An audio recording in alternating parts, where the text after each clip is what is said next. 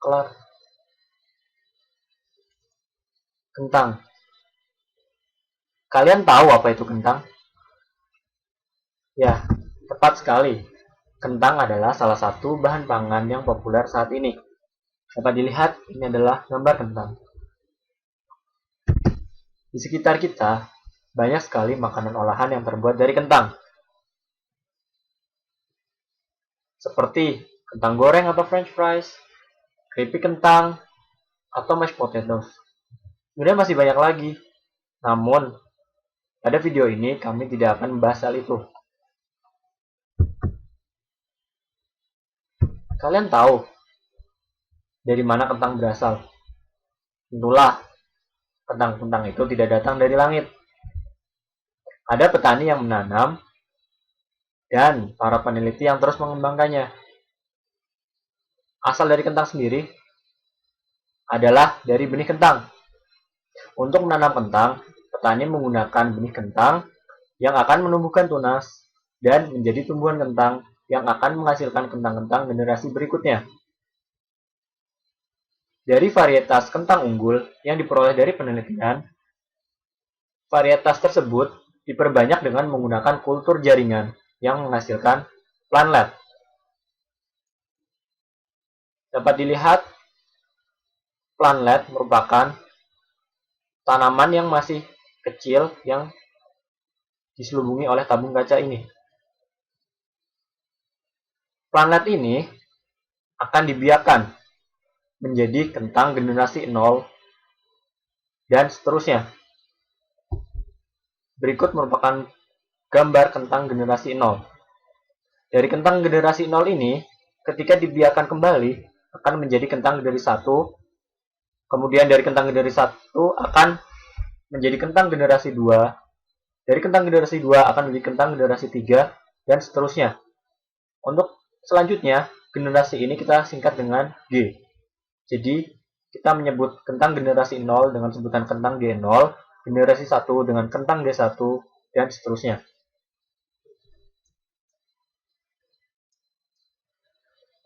Di Indonesia, kebutuhan benih kentang disuplai dari Jawa Barat. Namun, menurut Dr. Eri Sofiari, beliau adalah seorang kepala peneliti di Balai Penelitian Tanaman Sayuran di Lembang. Saat ini terdapat potensi defisit benih kentang bermutu sebesar 200%. Padahal, menurut Peraturan Menteri Nomor 116 Tahun 2013, benih bermutu harus lebih cepat sampai ke petani dan biaya sertifikasi benih kentang harus lebih murah. Oleh karena itu, diperlukan teknologi produksi benih kentang yang efisien, sehingga hasilnya akan menguntungkan. Untuk memenuhi kebutuhan ini, dalam 3 tahun terakhir kita masih melakukan impor benih kentang. Dapat dilihat, impor benih kentang ini bisa mencapai 2.000 ton per tahun, dan terlihat trennya terus mengalami peningkatan.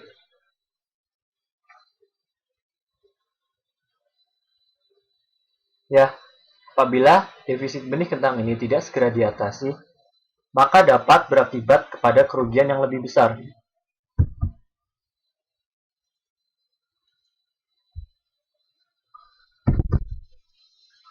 Terlihat dari potensial impact berikut. Dari 3,8 ton kentang generasi pertama dapat menghasilkan 38 ton kentang generasi kedua. Dari kentang generasi kedua ini, yang jumlahnya tadi 38 ton, dapat menghasilkan kentang generasi ketiga sebesar 380 ton. Dari kentang generasi ketiga sebesar 380 ton ini, dapat menghasilkan kentang generasi keempat sebesar 3.800 ton, hingga mencapai maksimal sekitar kurang lebih 76.950 ton kentang konsumsi. Jumlah ini dapat menyerap sampai 152.000 pekerja, dan jika diuangkan, petani atau swasta dapat memperoleh keuntungan hingga 230,85 miliar. Sehingga ketika ketersediaan kentang generasi pertama ini sedikit, jelas akan merusak siklus-siklus yang berada di bawahnya.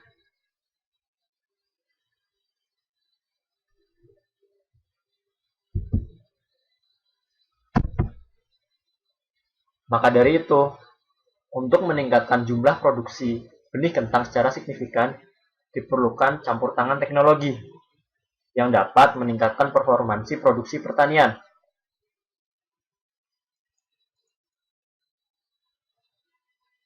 Ya, pada tahun 1997, perusahaan bernama AgriHouse Incorporation bersama NASA dan Bioserve Space Technologies merancang percobaan penanaman tanaman tanpa tanah untuk diaplikasikan dalam gravitasi mikro. Dapat dilihat, ini prototipe alat mereka. Dan ini adalah tanaman yang ditanam tanpa menggunakan media tanah. Ternyata, metode ini dapat mengurangi penggunaan air hingga 98%, penggunaan pupuk hingga 60%, dan bahkan bisa membuat tanaman menjadi bebas pestisida. Teknologi ini juga dapat meningkatkan hasil panen hingga 75%. Kalian tahu apa nama metode ini? Ya, metode ini bernama metode aeroponik. Metode ini memungkinkan penanaman dalam lingkungan kabut nutrisi yang bebas dari tanah. Metode ini sudah diterapkan untuk membantu produksi pembenihan kentang di Asia Timur, contohnya di Cina. Pembenihan kentang di sana sudah menggunakan metode ini sehingga kondisinya sudah berkembang sangat pesat. Berikut contoh tanaman yang ditanam dengan menggunakan metode aeroponik.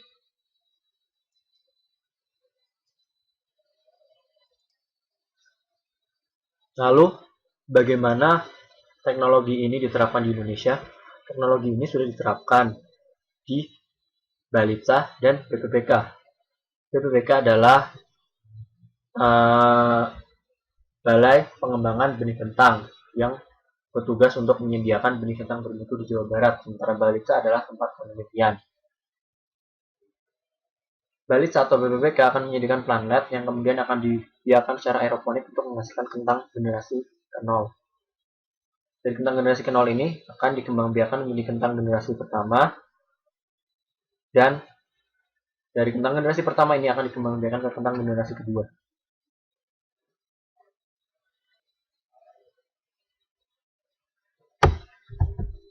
Nah, ini adalah skematik sistem yang dimaksud.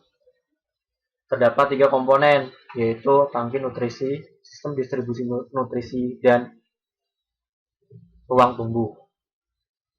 Menurut Dr. Eri Sofiari, kentang akan berkembang secara optimal pada suhu 10-12 derajat Celcius. Padahal Indonesia merupakan negara tropis sehingga suhu rata-rata Indonesia jauh lebih tinggi daripada suhu yang diharapkan. Dari situlah kami menurunkan spesifikasi ke dalam alat kami. Alat kami memiliki 2 jenis spesifikasi, yaitu spesifikasi utama dan spesifikasi tambahan.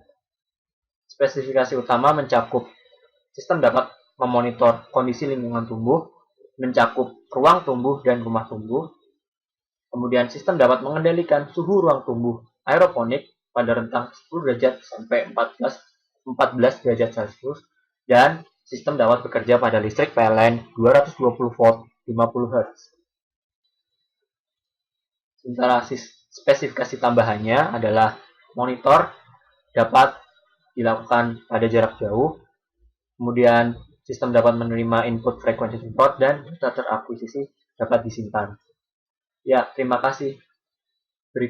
Demikianlah video B100 milik kami.